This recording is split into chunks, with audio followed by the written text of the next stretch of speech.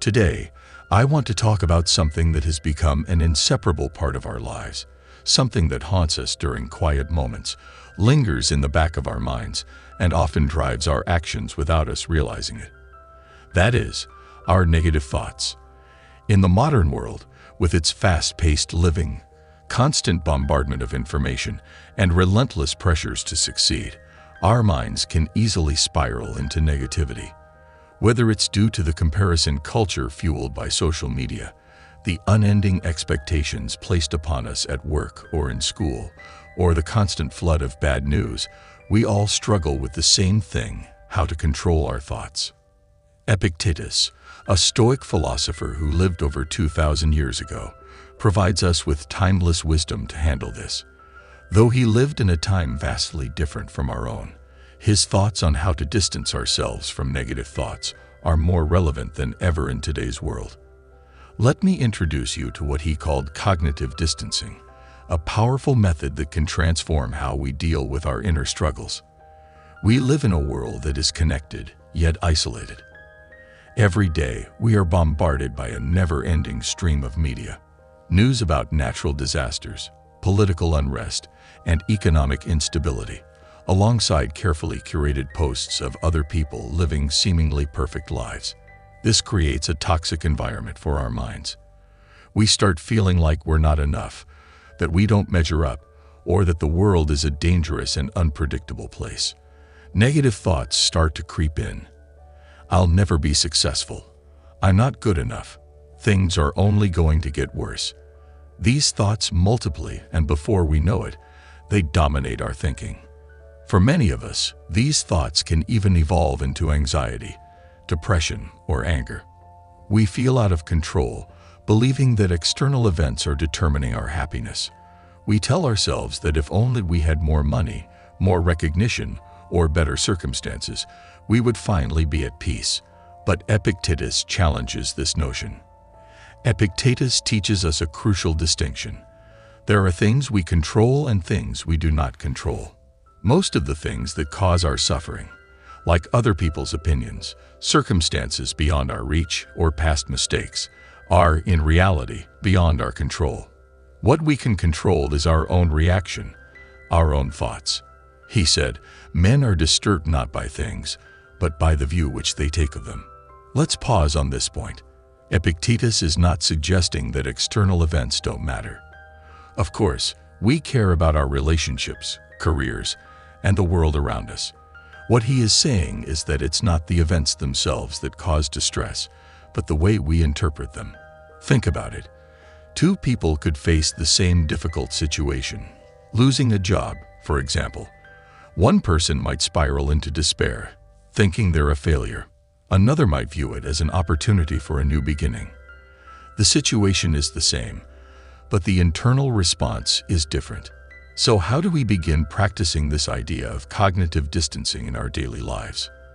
First, recognize that your thoughts are not facts. This is harder than it sounds because when a negative thought arises, it feels real, doesn't it? It feels true. But just because we feel something doesn't mean it reflects reality. This is where cognitive distancing comes in. We must learn to step back from our thoughts and observe them from a distance. For instance, imagine you're scrolling through social media and you come across someone who seems to have it all. A perfect life, a successful career, and endless opportunities. It's easy for the thought to arise, "I'm not good enough." Now, rather than accepting this thought as a truth, you can say to yourself, "I am having the thought that I'm not good enough." This subtle shift creates space between you and the thought. You are no longer letting it consume you, you're observing it. Epictetus would argue that just because we have a negative thought doesn't mean it has power over us. Once you practice distancing yourself from the thought, you start to see it for what it is, just a thought, not reality. Our minds generate thoughts constantly, like a stream flowing by, but we don't have to jump into that stream and be swept away. We can stand on the riverbank and watch the thoughts pass by, choosing which ones deserve our attention and which ones do not. Imagine how freeing this can be in your everyday life. Think of all the times when one negative thought ruins your day. Maybe it's criticism from a colleague, a mistake you made, or even a harsh word from a loved one. By practicing cognitive distancing, you can prevent these thoughts from taking over your emotional state. You might acknowledge the thought, examine its validity, and then choose how to respond rather than react emotionally. One of the greatest gifts Epictetus offers us is the reminder that we always have a choice.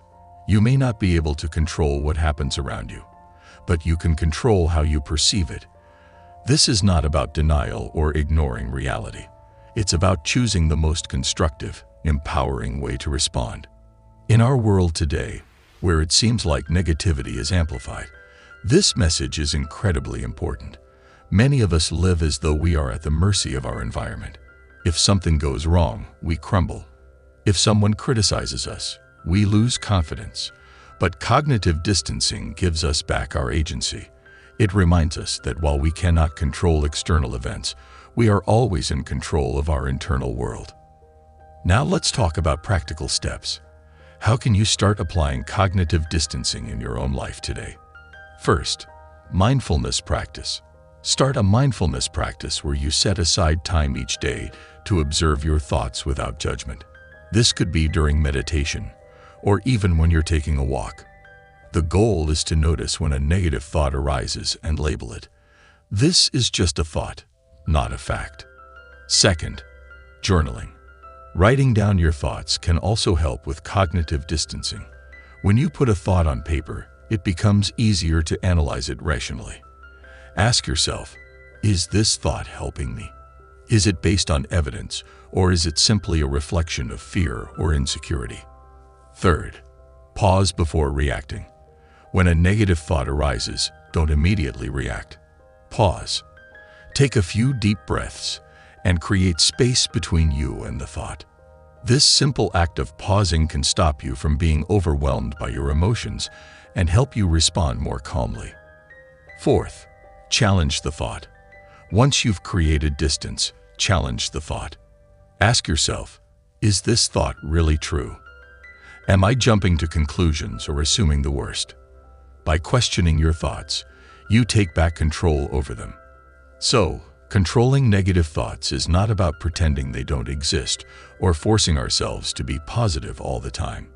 It's about recognizing that we have the power to choose how we interpret the world around us.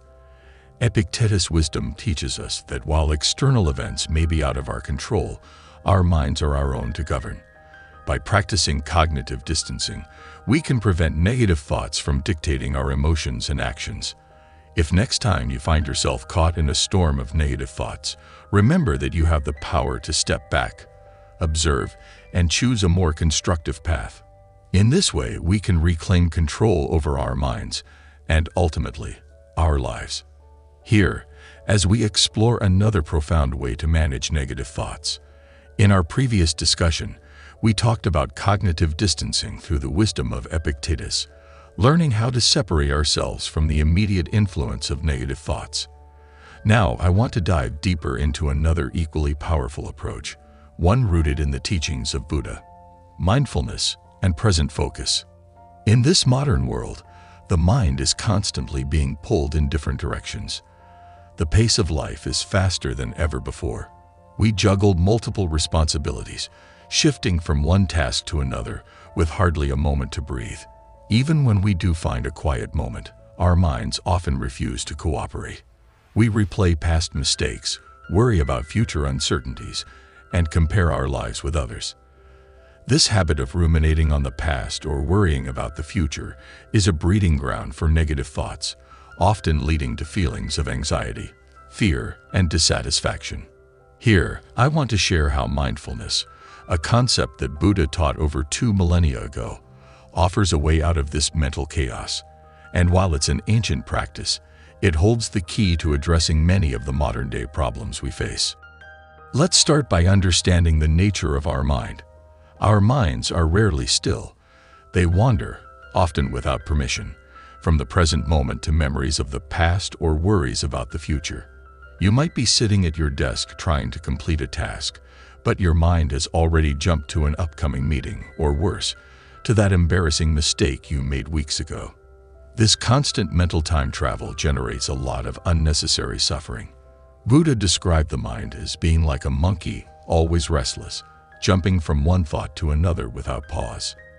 This restless mind is not only a source of distraction, but also a source of our suffering. Think about it. How much of your daily stress comes from things that haven't happened yet, or from reliving events that are long gone? We carry the burden of both our past and future in our present, making it difficult to enjoy or even fully experience the moment we are in right now. Buddha's wisdom offers us a solution to this problem: mindfulness. Mindfulness is the practice of bringing your full attention to the present moment without judgment. It's about being fully aware of where you are and what you're doing, not allowing yourself to be overwhelmed by what's happening around you or by your own thoughts. Why is this so powerful? Because in the present moment, we are not haunted by regrets or anxieties. The present moment is all we ever truly have. The past is gone, and the future hasn't arrived yet. But we spend so little time here, in the now. When we're mindful, we bring our attention back to what's directly in front of us, and we give ourselves the chance to respond to life rather than react to it. Let's apply this idea to the challenge of negative thoughts. When a negative thought arises, it's usually tied to something outside the present moment. You might be thinking about a mistake you made in the past, or you're worried about something in the future that may or may not happen. The key to mindfulness is not trying to force those thoughts away, but rather bringing your attention back to the present moment. Imagine you're sitting in a quiet room, and a negative thought suddenly pops into your mind. I'm not good enough. Rather than spiraling into that thought and letting it consume you, mindfulness invites you to gently bring your attention back to what's happening right now. Focus on the sensation of your breath, the feeling of the ground beneath your feet, or the sounds around you. These sensations are real. They are part of your present experience. The negative thought, on the other hand, is often a reflection of past conditioning or future worries. By bringing your focus back to the present, you can let that thought pass without clinging to it. Buddha taught that our attachment to thoughts, especially negative ones, is what creates suffering. When we attach to a thought, we give it power. We let it define us and our experience. But the present moment, when fully experienced, serves as an anchor. It keeps us grounded in reality rather than getting lost in the maze of our minds. Mindfulness helps us realize that a thought is just a thought, and it has no inherent power over us unless we choose to engage with it. One way to strengthen your mindfulness practice is by paying attention to your breath.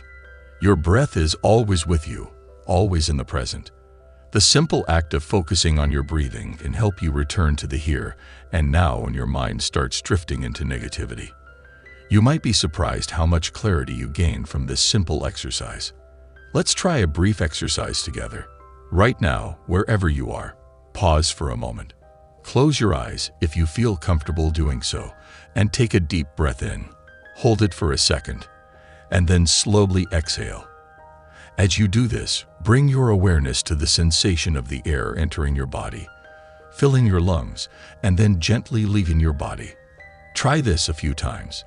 What do you notice? Likely, during those few moments of focusing on your breath, your mind had less space to dwell on negative thoughts. You were present. You were mindful. Now let's consider how to apply this practice of mindfulness throughout your day. In today's world, many of us feel that we have no time to pause or reflect. Our lives are packed with tasks, responsibilities, and distractions. But mindfulness doesn't require a lot of time.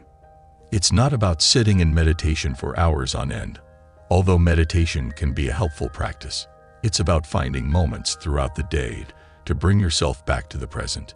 You can practice mindfulness while eating, walking, working, or even during conversations.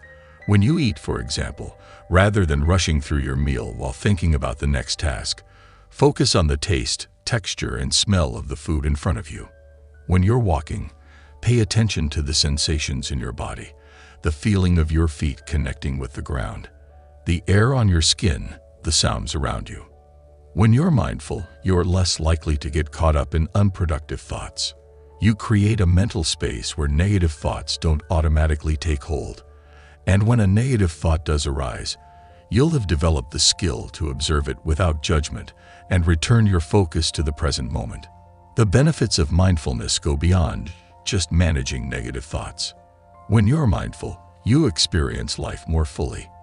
You become more aware of the beauty in small moments, the warmth of the sun, the laughter of a friend, the joy of simply being alive.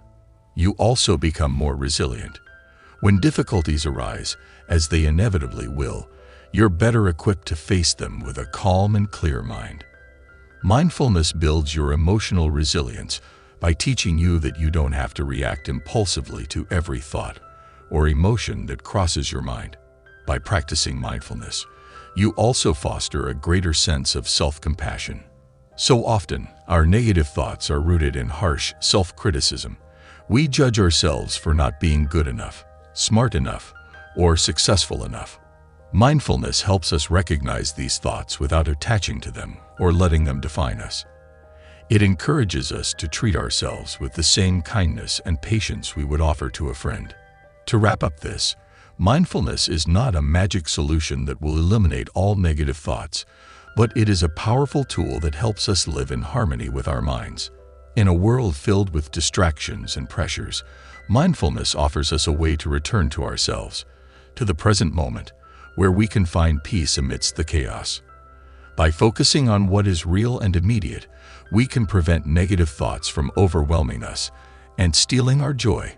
So, the next time you feel your mind drifting into negativity, remember the wisdom of Buddha. The present moment is your refuge. With mindfulness, you can reclaim your power, manage your thoughts, and live with a deeper sense of peace and purpose. As you continuing this journey with me to explore two powerful methods to control negative thoughts: cognitive distancing through the wisdom of Epictetus, and mindfulness and present focus from Buddha's teachings. Now, I want to dive into a third strategy, one that takes a different but equally transformative approach to handling negativity: reframing negative thoughts. For this, we turn to Marcus Aurelius, one of the great Stoic philosophers and a Roman emperor. His philosophy teaches us that life will inevitably present us with challenges, sometimes small, sometimes overwhelming. What Marcus Aurelius reminds us is that within every challenge, there's an opportunity for growth, if we choose to see it. And this brings us to the art of reframing. Let's begin by acknowledging that life today is full of obstacles, many of which can feel incredibly overwhelming. Whether it's financial stress, academic pressure, relationship struggles, or career setbacks, these challenges can easily trigger a flood of negative thoughts.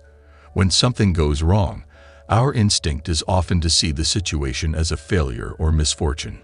We ask ourselves questions like, "Why is this happening to me?" Or, "What if everything falls apart?" These thoughts pull us into a cycle of negativity, and before we know it, we feel stuck, helpless, or defeated.